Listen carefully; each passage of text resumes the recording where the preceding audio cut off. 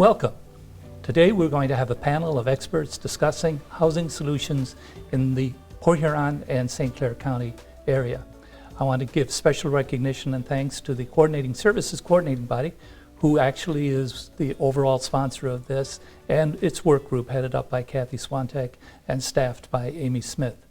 I'd also like to extend our gratitude to EBW and to the RISA for making these facilities available. We have a panel of experts and we will get right to them. I'm Melinda Johnson. I'm the Executive Director of Blue Water Community Action. My name is James Freed. I'm the City Manager and the Chief Administrative Officer for the City of Port Huron, Michigan. I am Jim Dewey, the Executive Director of the Port Huron, Marysville, St. Clair, and Algonac Housing Commissions. Hi, I'm Brent Gillette. I'm the Executive Director and CEO of United Way of St. Clair County. Welcome to all of you, and I'm Mike McCartan, your moderator. We will have, in the interest of transparency, I know some of you have seen some questions and we'll focus on those, but I would encourage you, as you wish to jump in and add on to or amend the answers that somebody else had, feel free to do that. I would ask, given that we're on a time clock, that you are courteous of the time that's allowed to all of the panel members. With that, I'll begin with you, Melinda. During the pandemic, the federal government moved in and created some funds that were available related to housing and evictions in particular. Can you just give us a little backdrop of what that program was and what it was intended to do and what it did do in our county? Sure. Actually, we had a multitude of funds that came in through COVID that were mostly to prevent evictions and to assist those who are homeless. We had funding for other programs as well, but those were the two related to this. And from March 2020 until actually just through last September, we have spent about $7 million related on eviction diversion and keeping people housed and taking the homeless, especially in the first few months after COVID started, putting them in a temporary emergency shelter so that we could make sure that everybody was safe. One of the things we found with the homeless was that many of them who we'd never seen before, they couldn't get anything anywhere. There was no restaurants open, there was nowhere to go to the restroom, there was nowhere to take a shower, there was nowhere to take pop bottles back, there were nowhere to collect pop bottles. So a lot of them came out that we had never met or seen before. And then we had others as well. So we started with that. And then by fall of 2020, we had money coming in for an eviction diversion program. So we served, since March of 2020, a little over 1,000 people with that $7 million taken care of, making sure they didn't get evicted and that they had somewhere to stay. James, the city of Port Huron being the largest area population-wise in the county, what was the pandemic like as it related to housing and homelessness, and what was your experience as a city? So, you're going through it at the time, and it exposes issues that otherwise you would never think about. As she mentioned, where do they get their income? Normally they'd go to a restroom that was at a restaurant someplace. So what we saw was the most vulnerable become more vulnerable, and then our ability to react to that was actually pretty hamstrung, and so it was a difficult position for us to be in. And Jim, you have a kind of a particular niche in the county as it relates to housing. Did you feel any impact of either the federal dollars that came in or just the nature of the pandemic itself? Yeah, the nature of the pandemic, I think, was the biggest thing for our residents. We had about 10% of our public housing residents use the programs in order to continue to pay their rent because they were falling behind. Because what we find is our residents have such a low income. Many times they're getting a little help from family members, mom, dad, and we found that many times mom and dad didn't make it through the COVID, and so they lost a source of their income, and it really hurt them for trying to decide, do I put gas in my car so I can get to work, or do I pay my rent so I have a house over my head? And so we had to work with them a lot and do a lot of education with our residents so that they can understand the priorities and tell them that we're there to help them and help them get through that time.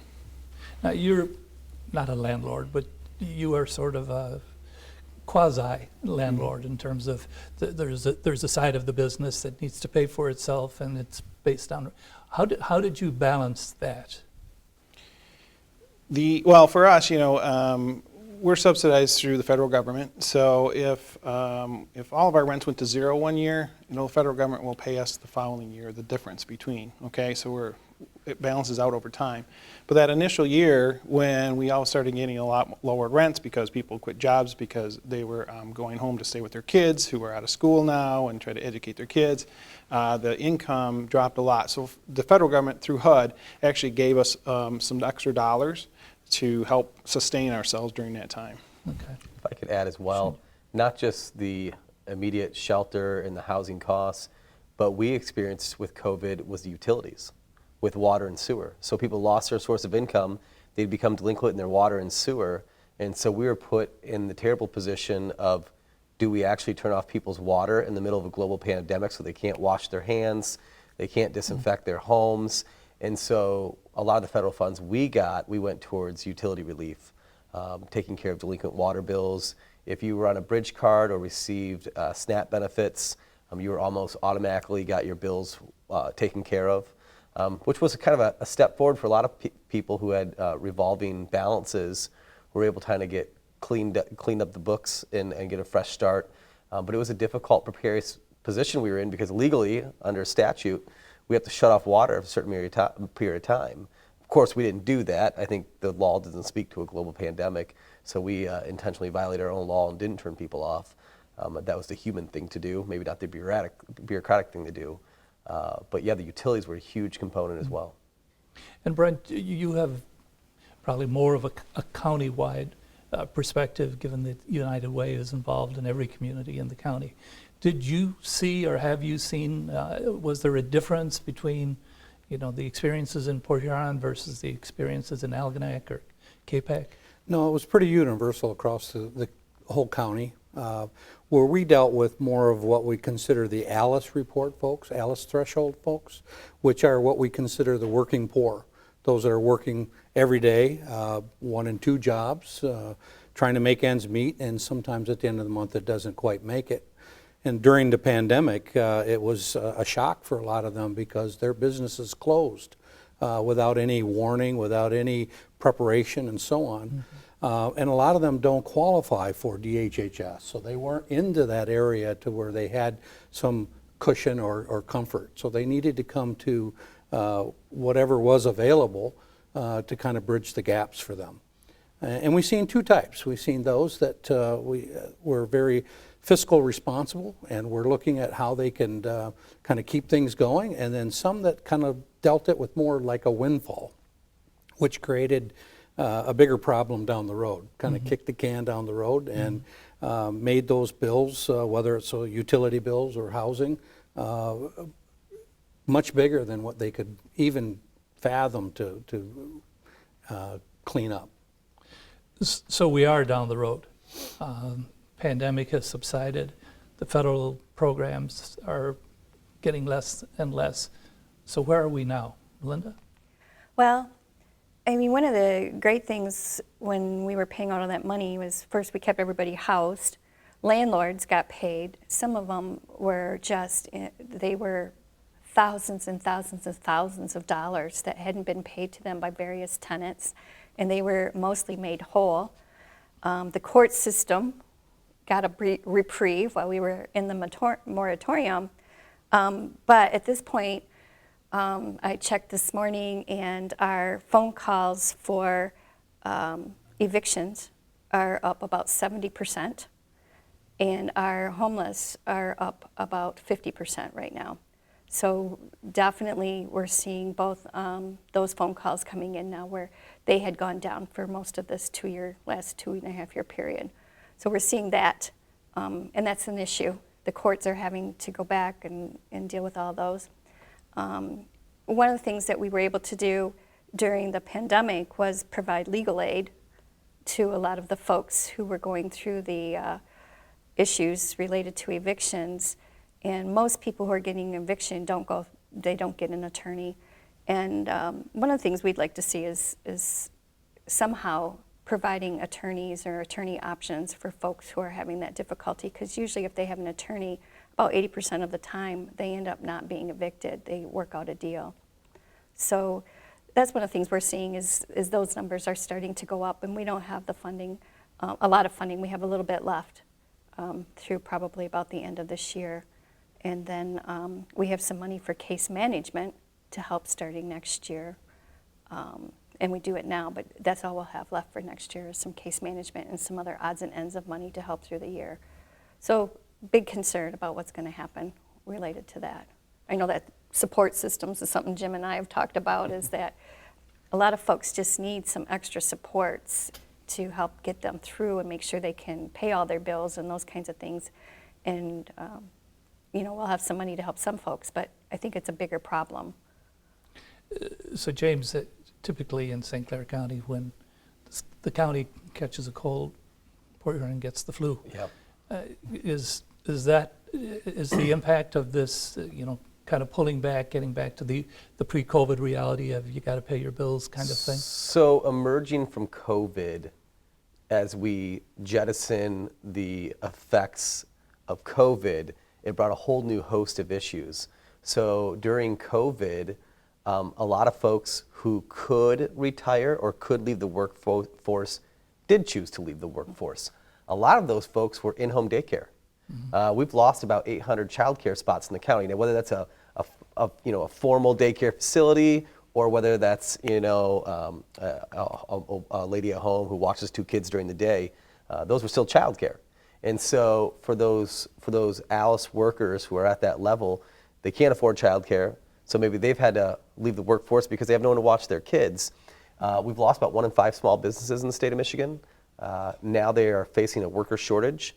And so now we have businesses that are closing, especially on that lesser skilled level worker that they can't find. And so really now we have a whole new host of issues of the lack of childcare, the need for workers because so many people left the workforce and didn't return.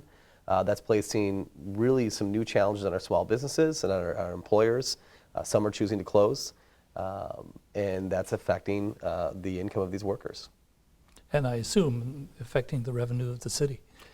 Our revenue, thankfully, has been stabilized because a large portion of our revenue is property taxes, but the income taxes we worry about because a lot of the stimulus funds was taxable, and so it maybe artificially propped our income up, and so we really don't know what the long-term effects are working. A lot of people are working from home now, so a lot of the people who commuted every day to Detroit are now back at home working, which created a huge fury in the housing market for larger homes or different homes, and people started buying all these homes, and the home prices in the city skyrocketed. I mean, candidly, I could not afford the home I live in if I had to buy it today, because it's up about $140,000 in the last 2 years.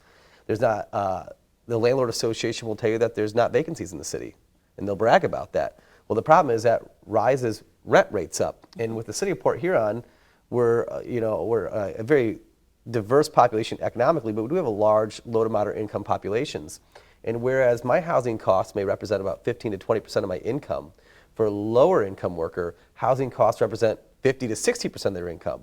So as those rising costs of housing increase, it puts an undue burden on the ALICE worker and the lower to middle income worker. Those families are hurting a lot more than, say, I would.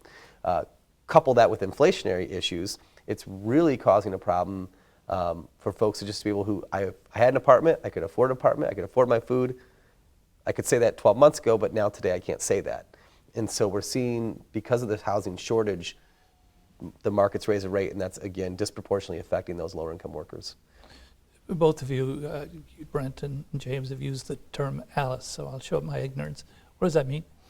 Well, ALICE is a threshold for standard of living, and it allows them, for individuals or families to earn enough income just to stay level with what the cost of living is in the state of Michigan. It's not poverty, it's not poor, it's those that work every day and try to make ends meet, and there isn't enough at the end of the month to keep things going. So it's a defined standard, is that? Yeah. Yeah, they're asset limited, but they have an income. Meaning, I rent my apartment, I go to work every day, I pay my bills, I don't own a big house, I don't own an expensive car, but I'm getting by. Yep. It reminds me of something that you said probably 15 years ago. That I don't remember everything you've ever said, but I do remember this. You were talking about a family in the city of Port Huron who were paying, I think at the time it was $1,300 a month or something for rent. 2-bedroom apartment, husband, wife, 2 kids, both working. If they would have been able to buy the house, the mortgage payment would have been, I think you said, like $500. Yeah. Yet there was not a bank that would lend to that family in that situation. Is that changed, or is that the same Well, today? so the city has taken a couple strategic measures. There's the tactical, there's the short-term tactical and the broad-term strategy of what we've done. The short-term tactical, we implemented the rental moratorium to prevent new rentals, which what was happening, so for instance, that home I spoke of, it was a home that went into foreclosure. It was auctioned off on the courthouse steps. A landlord can go in with $27,000, buy it in cash. It needed very little work, and so the landlord, of course, bought the house for cash and was leasing it to that family for $1,300 a month. So it was the time period between a home goes into tax foreclosure, when it gets auctioned off on the courthouse steps, there's no way a hardworking mom or dad can go get a loan application, get money, and make it to the courthouse steps and have a fair chance at a house. So what we did is we've been purchasing the tax foreclosed homes, and we put them into the custody of the Port Huron Housing Corporation, which is a nonprofit. It allows us to take those homes, do the necessary repairs using HUD funds, and then to sell them to a first-time home buyer or to a low to moderate income home buyer. The broad-term strategies, we've done our Pioneer Home Buying Program. We helped 36 families last year receive down payment assistance. We offered up to $5,000 for down payment assistance. So not only will we secure the home and prevent it from immediately becoming a rental by slowing the roll of that process, by slowing that process down, it presents more opportunity for folks to get a chance at those homes. But then we offered the down payment assistance program, which we've now increased to $10,000 to account for rising costs. So we're both taking those properties that would have otherwise dropped into tax foreclosure but immediate rentals.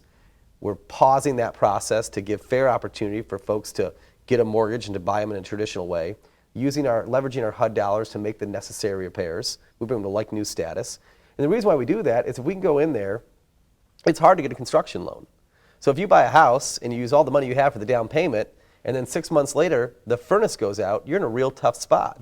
So what we do is we go in, we get the homes from tax foreclosure, we put the new furnace in, we put all the big ticket items, the windows, the hot water heater, things that would really sink the boat of a family if they went down.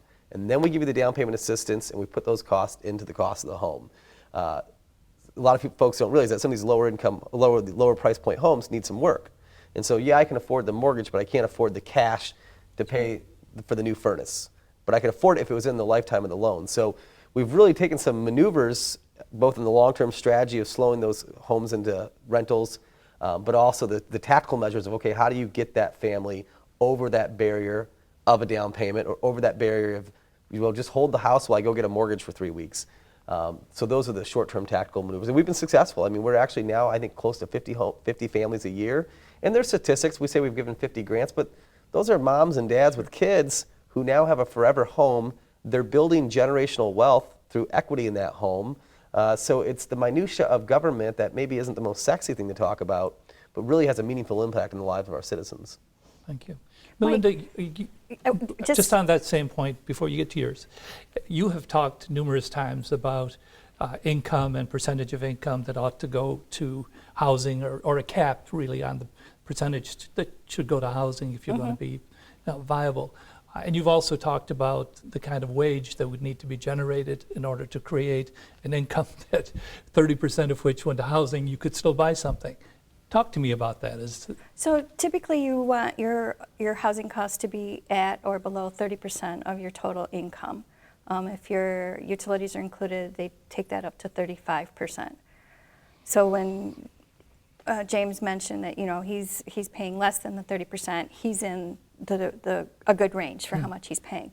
And he's correct. A lot of folks in our community are paying far more than that percentage. Some of them are paying 50, 60, 70, 80% of their income towards their housing costs. And so then they're just borrowing from Peter to pay Paul on a regular basis. So when Brent's talking about the Alice wages and Jim, we're talking about poverty, which is what I work with mostly at our place, is for a family for about 24,000, say. The Alice wage is about 200% of poverty usually, which is about $48,000 a year for a family of 4. That's a huge difference in how much money you can pay towards your housing costs. And that's, where we need to make a difference. One of the things we talk about is we need living wage jobs in our community. I once joked with Dan Casey that I wasn't going to go celebrate any more places that came to our county when 90% of their positions were not living wage jobs. That I just told him, and he just kind of joked, but it's a serious situation, and it's tough, getting wages up there, although that's one of the side effects of the pandemic, and with the number of people who've left employment, it's a struggle. I mean, I don't know a single employer in our county that isn't struggling with employment issues right now. I know that the city is, the county, everybody is. And so that's tough. And so we're all kind of competing for this smaller pool of people to hire. And so we've had to raise our how much we're paying folks, but it's still not enough because, as James said, we're also dealing with landlords who are increasing their rents as well because the market has become so tight. So it's a supply and demand kind of. Absolutely. And to build upon that, you really want to break the stigma of folks who struggle to pay their bills, right? So these are the Alice population. These aren't people who just aren't working. That's right. These aren't the lazy people who just need to go out and get a job. These are people who are actively working, who are at these jobs that don't pay what they should pay, and then you have the market. So we saw supply and demand of workers as prices rise and inflation has risen and rent risen. There was a delay before wages. Wages are the last thing to rise. Well, now we're seeing jobs that paid $12 to $14 an hour 3 years ago are now at $18 to $22 an hour for the exact same jobs. You drive through the industrial park right now, and you can walk on a floor unskilled and make $20 an hour right now at jobs that were at 12 3 years ago. But that delay hurt a lot of people, and so I just, my mom and dad were the ones who robbed Peter to pay Paul every month, trying to get by. They were both working, but that skill level job doesn't pay the highest. I'm lucky to get an education and get out of that, but it is, you really want to break the stigma. These are people who are actively working. They're not just sitting on the sidelines doing nothing. Well, it seems like a recipe for disaster that if you're paying, as you mentioned, 80% of your income for your housing, eventually something is going to catch up with you. And do they come to you? Is that what normally, happens? and what's amazing to me is a lot of these families that are, like James said, squeaking by every month, don't even realize where they are when it comes to a standard of living. It takes that one incident, that one unfortunate circumstance that lets them know. And usually it's something like a furnace goes out, water heater will go out, car breaks down, one of those things that they rely on for everyday living. And it's beyond their reach. And that's when they finally come to the realization that they're not making a standard of living. And then where do you go? I don't qualify for state or federal funding. I don't qualify for a lot of the programs that are out there. So they come to organizations like ours that is there just for the generosity of folks in our community that says, I want to help. And we're able to leverage those dollars to make it happen for a lot of folks. The good thing about United Way is that we're connected with so many other organizations. We're able to collaborate and put things together to where it may not be one organization fixing the instance, the situation that's at hand. It's a collaboration of many organizations pulling resources together to make it happen.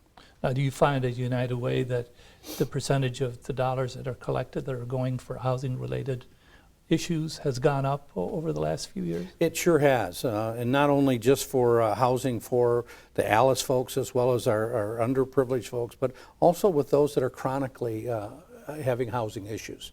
Our chronic men and women that have not figured it out, that didn't get the tools, didn't get the financial literacy to know how to juggle their bills and so on. We see that even at a higher rate recently. And so it puts a bigger strain because we have to decide. There's only one one pie of money out there that we've got to split up for all these instances, and this is just one of many concerns that are out there. And they seem to intertwine with each other as well. So, we have to sit and sort them out. And sometimes we're dealing with somebody who don't know how to sort them out for themselves. I think Melinda talked about that, and that's that training that comes along with, we just don't pay the bill. We've got to teach them how to make it happen at the end of the month. Mike, and to build upon that, a lot of the folks who need the resources the most are the least educated on what resources are available. So in the city of Port Huron, we use some of our entitlement money to do an emergency home repair fund. So in 2007 and 2018, we would, if you were a low-income person or elderly senior citizen and your furnace went out, we have a program to help repair that furnace using federal dollars. But we were giving money back to the feds because we couldn't give it away. Now there's two schools of thought. One, we didn't need the money, which I think is very not realistic. The second question is the people who need the money the most didn't know where to find it. That's why we launched in 2019 the Office of Diversity, Equity, Inclusion to make sure that the people who needed these resources were educated about where these resources are and how to find the resources. I think that's why the Community Action Agency is so effective, because you can walk in and just say, here's my problem, and they're able to say, well, here's some solutions. And at the city, we're able to do the same thing, not to the degree at which Melinda and her folks can do, but educating folks on, your furnace broke, it's a really bad situation, but there could be help out there. Here's who to ask. And so I think that's why programs like this and educating people is really key, because we were giving federal money back because folks didn't know how to get it. Yeah. Jim, you serve a kind of a different niche, and everybody has a lens on an issue, and when you look through it from 4 different lenses, sometimes you come out with different perspectives on the other end. What's your perspective on housing and the folks that you serve or on your waiting lists? Or Well, just listening to the panel talk during that last little bit there, number one, there's a housing shortage as far as anything affordable. I totally agree that the rents are extremely high. We have a Section 8 program where we provide someone with a voucher so they can go out and seek out a landlord to live someplace. They're actually turning those vouchers back to us saying, we can't even find a place here. So we expanded. Our jurisdiction was St. Clair County, so we've expanded out now to 3 other counties so that we can serve other people with those vouchers, because it's so tight here. So we do know the need is there. We also know the need is here because the waiting list for both programs, public housing program, and that is very, very long. And as Brent said before, people, I'm getting emails 2 or 3 times a week saying, hey, I'm in trouble. I need housing now. They should have been thinking of that a year ago, 2 years ago, because that's how long the waiting list is. So we know there's not enough affordable housing in our area. And does that mean we should have more affordable housing in the city of Port Huron? I'm not sure about that. I think that's a question for James and his job. But I think strategically, some of it could be placed at different areas where I think we're coming down the road where we have people who don't want to have cars anymore and have the expensive cars. I think if we have some affordable housing in places where it's close to work, so that they can walk to work or ride their bike to work, because they can afford those things. Because we know with our families that we house, the average income is just under $15,000 a year. 15. So we were talking earlier about Alice, and I think we're talking about some other incomes levels here. You're talking about a family who they get a flat tire, and they don't know whether to get the tire fixed so they can continue to go to work or pay the rent. They can't do both. It's that simple when you're on that kind of income. And they're still paying us 30% of their wage towards their rent. So if at $15,000, they're paying me about $375 a month rent. So, because that's where HUD mandates it at 30%, and that's, as Melinda said, that is kind of where it's earmarked to be. we've used the term affordable housing, and every time I hear it, I kind of hear something different. And so maybe you all have a perspective on affordable housing for person A is different than for person B than for person C. Who are those groups, and what does affordable housing mean to, I'll start with you, Melinda, because you serve people in poverty. What does that term mean for somebody who's in poverty? So for affordable housing, you're right. It does depend on the person, how much money they have coming in, what's affordable. Because, even 30%, and you're still paying $325 a month, that still doesn't leave you very much money for the rest of the month compared to what somebody else might be making with a higher income. So one of the things we're looking at is for those folks who have the lowest income is subsidized housing so that they can get some assistance with that. So places like Jim has, there's Section 8 and other similar programs to that. We've been overseeing some of those for the last couple of years through COVID, and we're experiencing the exact same thing Jim has seen. People get their voucher to go find a place, and they're losing them because there's no place for them to go. So that's a issue that we're seeing all over the place.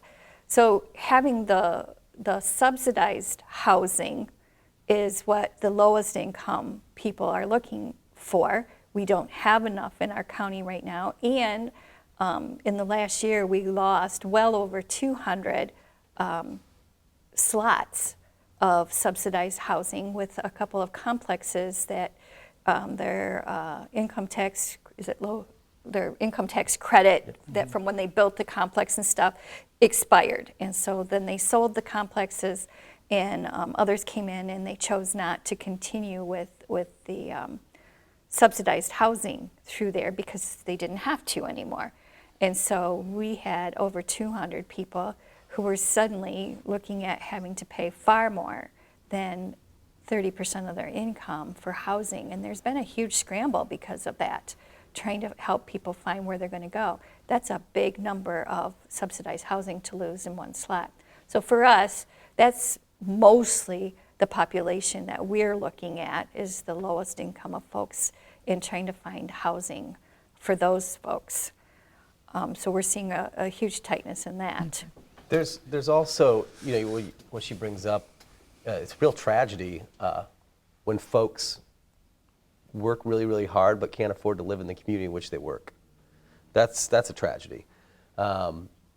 What we're focused on at the city is we want folks who work in Port Huron to be able to raise their families, have a good quality of life here.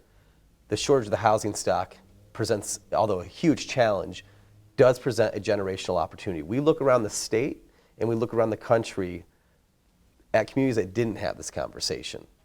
And as they continue to develop, there wasn't a development that was equitable, right? So they got way down the pike, and now everything's unaffordable, everything's developed, and now you're looking back, gosh, 10 years ago, if we would have looked at mixed housing and mixed income housing, where would we have been? We're in that unique position now where we're growing. We have a very robust economy. We've had $500 million invested in Port Huron in the last 5 years alone, 3,000 new jobs created. All economic indicators are pointing in the right direction. 30-year historical low unemployments. The poverty rate has dropped. Every single year I've been city manager, it's now down more than 5%. So now we step back and say, okay, we're in a growing economy. There's a housing shortage, so now housing is going to be developed. And it is not a coincidence. We just announced a 60-unit missing middle housing development for the Connor Street. Those are middle-income folks who can buy a home using a MSHDA, it's going to be subsidized with a MSHDA grant, but it's a $13 million investment to make sure that the people who live and work in that neighborhood can afford to live there. It's intentional. We'll announce another one in the community on the north side here in the next 2 months probably. But really this is a great game of musical chairs. So when you have a housing shortage, we have folks who maybe could afford a higher end unit, but maybe there's not one available. So when we build a luxury condominium on the water, that frees up units that could go to folks who are lesser income. People are right now living in homes that are below their economic means because there's no other option. And so we've adopted the all above category of making sure we'll take missing middle, row housing, LIHTC projects through MSHDA, and then we want to mix. If you look at some of the lofts we've built downtown, yes, they're expensive, but some of those have been at part of their grant process, and they're using state funds, require them to do low to moderate income housing for the first 10 years or 6 years in certain cases. So that's helped make sure that those people have a place to live downtown. So, you talk about how affordable housing, I call it workforce housing. Affordable housing, again, has a stigma to it. Everyone wants, housing, and they want affordable housing, just not in my neighborhood. Well, that's the stigma. These people are working. These people are, doing the best they can to get ahead. These are the people you want. Because if you don't have affordable housing, you have a worker shortage, which is what's hurting our businesses now. And you look at other regions, if you look at Grand Traverse County, they have a significant worker shortage because there's no place to live.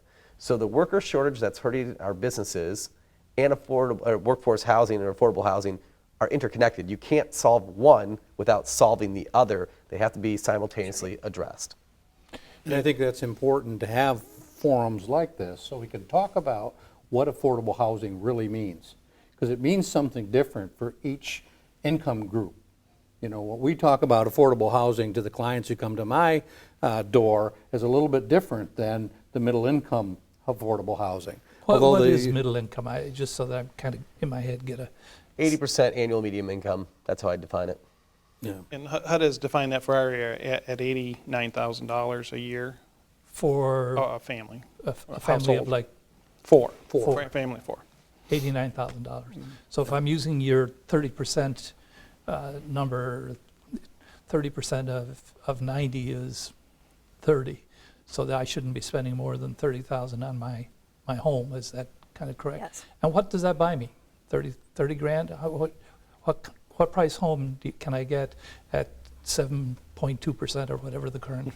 8.2. 8.2. Probably as we speak, it's going up.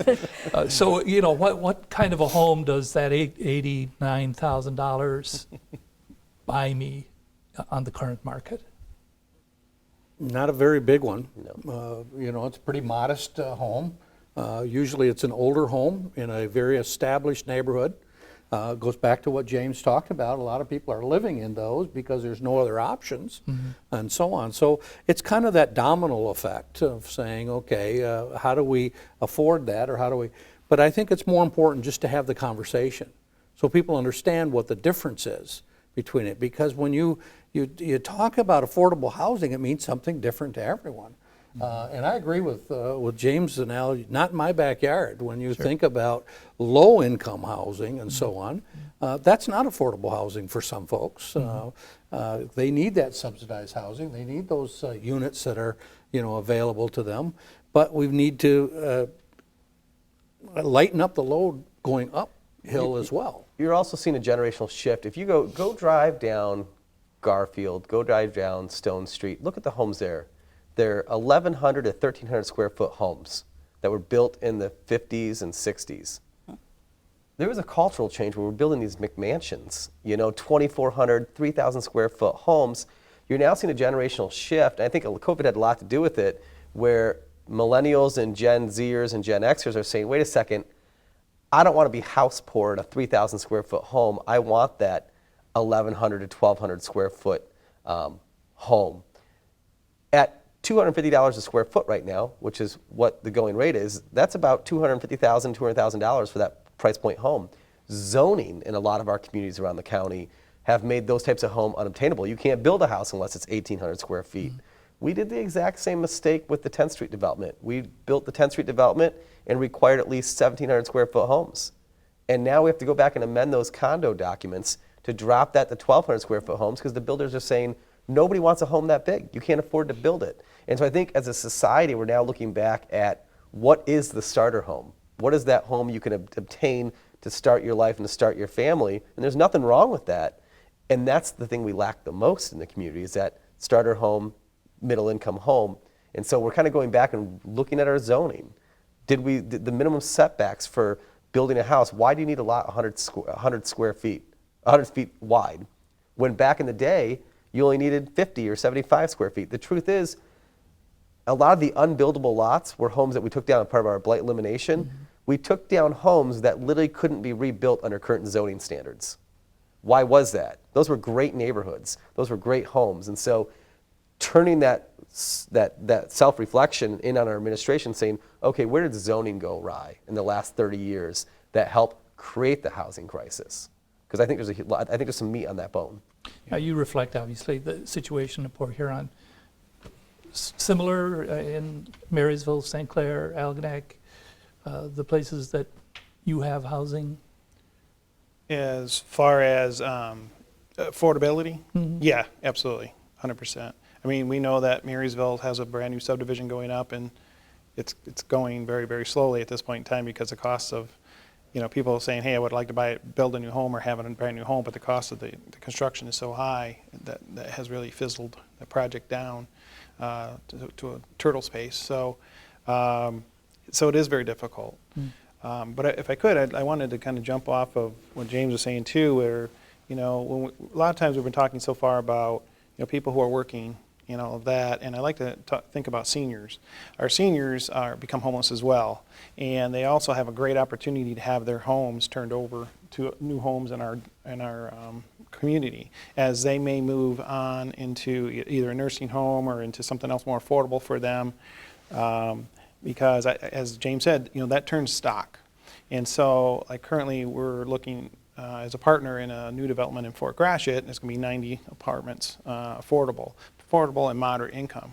And the biggest bonus for me I see there is it's going to open up maybe 50, 60 homes for people leaving their home that maybe live on, Stone Street or Gratiot, as James said. That's going to be able to put a family in there because those seniors, they've lost their loved one. Maybe it's just Mrs. left or Mr. left. Their income is less. They can't take care of the home. Yes, the home's been paid off for probably 20 years, right? Mm-hmm. Just like my parents were paid off, but all of a sudden they can't do the furnace repairs anymore. They can't keep up with the blight. They can't do those things. So that's where they fall down and fall in trouble, and then they could possibly become homeless. And we opened a homeless shelter, transitional shelter, just a year ago for seniors only, and it's been extremely successful. We've had, I think, 7 people through there now, and before we could get them in support of permanent housing. And the need is there, even for our seniors, so I don't want to forget about them either. So I'm getting depressed. We've had the what, which is the lack of housing. We've heard about the so what, what does that mean to folks? Ask the question, now what? From each of you.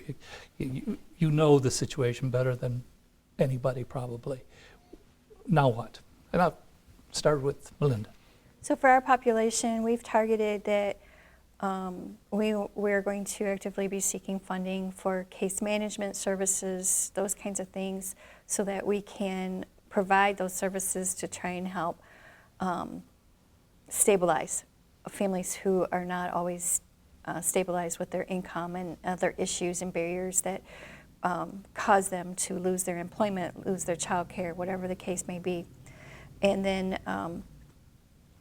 the other thing we're looking at child care, and because right now, although we run Head Start, we just have very set hours through the school year. It's a school year program, 4 days a week, and we're looking at expanding that because that's been identified as a very huge problem in our county. And then what can we do as it relates to housing? So, James knows, I've said, hey, James, I found this grant, I'm forwarding it to you, here's the issue. Just trying to be more active ourselves within the county, making sure that, the city has a great Urban Pioneer program, but making sure that folks outside of the city know that there's a USDA Rural Communities program that can help with down payments and helping with those folks. We're switching and trying to make sure we provide homebuyer education as well as mortgage foreclosure prevention services, and just really working on amping that up some more so that we can expand those programs and to create those situations and opportunities for people. James? Huge challenge, generational challenge. This is one of those generational challenges, but it also means generational opportunity for development. We are announcing large projects. We announced $1 million project. Now we're announcing $16 million housing projects, $14 million housing projects. It's really about adding stock and all of the above. I tell developers, what are you looking to get built? I'll take whatever you want to build. Whatever you want to build, please build it here. The mayor and council have been laser focused on this. They took $500,000 of ARP funds to secure the River District property. Then we use that land to leverage it to get a world-class capable developer in here who's focused on workforce housing. The Workgroup is a nationally recognized group that's done this. Now announcing a $12 to $14 million project. We need more of that. Unique public-private partnerships. The missing component here, which has really set us apart as a region, is philanthropy. We have the Community Foundation of St. Clair County, which has been a key investor in some of these large projects. And so how do you it's an opportunity to bring government, developers and philanthropy together to really pull off some of these larger projects, which will become challenging given the interest rates, the carry costs on some of these projects. It will change the model, but that'll make the necessity of those partnerships much more. And so having those, I always joke around, people call it conspiracy. We call it strategic planning. I am meeting with large employers in the city. I am meeting with the community college. I am meeting with philanthropy. I am meeting with the business people to talk about these issues because it affects all of them. And they all have a stake in solving this dilemma. And so it's strategic planning, strategic relationships that can really solve this. So this is a huge opportunity to, it's the fun part. We had the Great Recession. We had unfunded liabilities. I spent my first half of my career trying to dismantle a community. Now we're trying to build a community back. And so this is the fun part of governance. This is how we solve giant generational problems. But if we do it right, these are not just Port Huron's problems. This is not just St. Clair County's problems. This is a national issue. That doesn't mean we can't be the first to solve it. That doesn't mean we can't be the first to come to a conclusion on this problem. And so that's what we were the first ones in the state to solve the unfunded liability crisis. Now everyone's duplicating our model. We can be the ones that solve this as well. And we're probably ripe for it because we have the most collaborative acumen, I would say, anywhere else in the state right now. This doesn't happen. This doesn't happen elsewhere in the state. We don't get the blue meat screen of all the business leaders and government leaders getting together. That doesn't happen. And so the collaborative acumen we have here sets us apart, which probably it puts us in a unique position to solve the problem. Jim? There is not one single silver bullet to solve this problem. And as James really alluded to, is we have to come together like we are. We need to talk about it. We need to come up with all kinds of solutions from all over the place. HUD tried to solve this last year with all of the homelessness, and they said, hey guys, we're going to give you all these more vouchers, go out there and house all these people. Across the United States, my colleagues are saying, don't give me those vouchers. I have no place to put these people. Don't even give them to me. So you can't throw money at it either. You have to be strategic. I think it's a multitude of things, just like James said about the River District project. That's a moderate income. We need to get some affordable income. You got to think about even higher income to keep your community vital. But that all frees up other opportunities for people in behind. So we have to look at it all together in programs. Programs. I've said it to Melinda before. Don't give me somebody and then just expect them to be able to do it on their own. They just can't. We have to help them, walk them through the little things, budgeting, whatever it needs to be, so they can be successful. Because it's the most important thing is to have them become successful. And I agree. I think with what they all said, but I also think we need to kind of dismantle the stigma of what affordable housing is. And have the conversation about how do we integrate it all so that we have diversity, equity, and inclusion in every project that we put together in the community. And it becomes the norm, not a forced thought, but the norm that when I build, I've got to have a percentage of this and a percentage of that, and make sure that we're looking at the full community as a picture rather than individuals. Thank you. We've come to the end. I think maybe it was Jim, you that brought it up that, or maybe it was you, I don't recall. One of the reasons people don't receive the services they need is because they don't know where to go and ask for them. So one of the things at the end of this program will be, who do I call kind of thing, because I'm sure, no matter how many times we do it, there's still a need, and people say, oh, I didn't know that existed. So whatever those services are, I think it's important. You guys are a wonderful example of people coming together. And it was pointed out, this just doesn't happen around the state. So we're grateful to you. Thank you for your time, and we appreciate it. Can I put in one more plug? You may. You said, where do I turn? Where do I go? There's 3 easy digits in our community that you can call. 211 is an organization that will have a clearinghouse and the database to federal, state, and local programs to be able to help direct folks in our community to services and service providers for whatever issue that they're dealing with. So 211 is one of those numbers. Thank you all.